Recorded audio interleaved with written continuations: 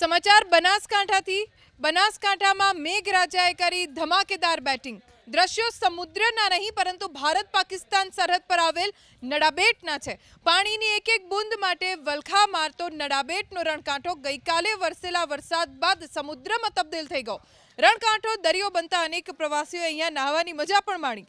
અફાટ રણ, દરિયો બનતા ઠંડા પવન ફૂંકાતા નડાબેટ રણમાં રમણીય દ્રશ્યો જોવા મળ્યા।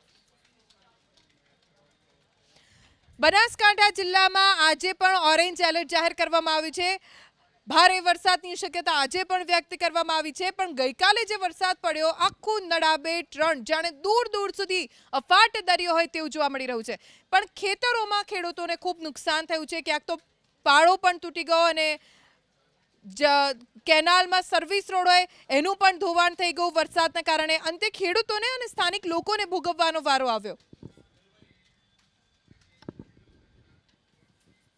ત્યાં જોયું તો પાણી પાણી છે। હાલ પહેલા કાંઈ હતું ને, કાલે ઋણ કરતો બહુ ગરમી પડતી હતી ત્યાં।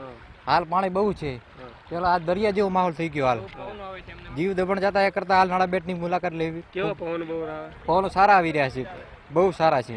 અમે નડાબેટ દર્શન કરવા માટે આવ્યા હતા। કાલે અહીં વરસાદ થયો છે, અત્યારે દરિયો ભરાઈ ગયો છે, તે આમ બહુ આનંદ આવે છે, બહુ ઠંડા પવનો આવે છે। શિયાળો ઉનાળો તો અહીં ખાલી જ હોય છે। અત્યારે વરાળાની અંદર સિઝનમાં આજે દરિયો સારો ભરાણ્યો છે। કાલે વરસેલા ભારે વરસાદથી ઇન્ડો પાકિસ્તાન બોર્ડર ઉપર પાણી ભરાયા છે।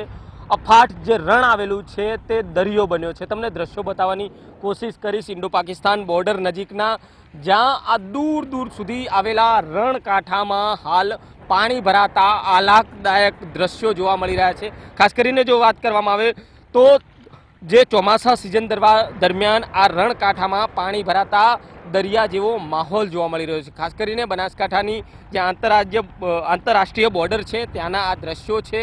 તમે જોઈ શકો છો તે પ્રમાણે અફાટ રણમાં પાણી આવી જતા હવે રણ જાણે દરિયો બન્યો હોય તેવું જોવા મળી રહ્યું છે। ખાસ કરીને ઉનાળો હોય કે શિયાળો હોય ત્યારે અફાટ રણ જેવો આ દેખાતો પ્રદેશ હાલ પાણીથી ભરપૂર ભરાયેલો જોવા મળી રહ્યો છે। તો બીજી તરફ વરસાદી પાણીના કારણે અહીં અફાટ રણમાં હાલ જે પાણી દરિયા જેવો નજારો જોવા મળી રહ્યો છે। પ્રવાસીઓ પણ અહીં આવતા હોય છે। ખાસ કરીને માત્ર ચોમાસા સિઝનમાં જ અહીં પાણી ભરાતું હોય છે, જેને લઈને અહીં દરિયા જેવો માહોલ જોવા મળતો હોય છે।